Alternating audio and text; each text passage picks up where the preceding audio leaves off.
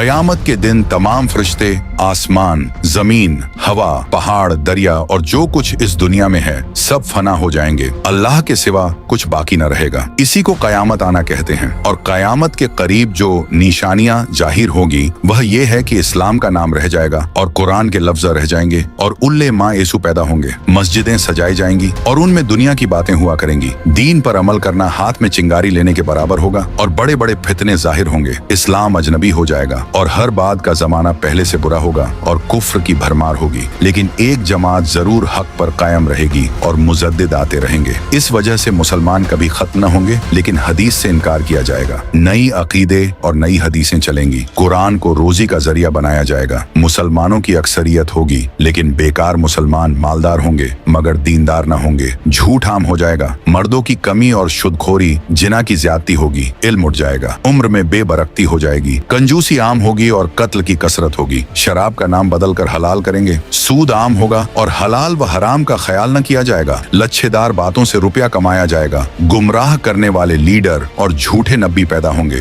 कत्ल की अंधेर गर्दी होगी। अमानत उठ जाएगी। ऊंचे मकानों पर फक्र किया जाएगा और नालायकम हाकिम होंगे। लाल आंधी और जलजले आएंगे। शक्लें बिगड़ जाएंगी और आसमान से पत्थर बरसेंगे। नमाज पढ़ने से बचा जाएगा। नंगी औरतें मर्दों को अपनी तरफ माइल करेंगी। जाहिर में दोस्ती और दिल में दुश्मनी रखने वाले पैदा होंगे। दिखावटी इबादत करने वाले और कच्चे रोजेदार होंगे। जालिम को जालिम कहना, नेकियों की राह बताना और बुराइयों से रोकना छूट जाएगा। इस उम्मत के आखिरी दौर में सहाबा रज़ी अल्लाह ताला अन्हो जैसा अज्र लेने वाले मुवल्लिग और मुजाहिद होंगे। नबी अकरम सल्लल्लाहु अलैहि वसल्लम से बेइंतिहा वाले पैदा होंगे। दरिंदे वगैरह इंसानों से बात करेंगे और उस वक्त सिर्फ माल ही काम देगा। चांदी सोने के स्तून जाहिर होंगे। मौत की तमन्ना की जाएगी। माल की ज्यादती होगी। झूठे नबी होंगे। जलजले बहुत आएंगे। शक्लें बिगड़ेगी। उम्मत मोहम्मदिया यहूद व नसारा और फारस रोम की पैरवी करेगी। हर शख्स अपनी ही राय को आगे बढ़ाएगा और मनमानी ख्वाहिश की पैरवी करेगा। दो खास बादशाहों के बारे में पेशीन गोई।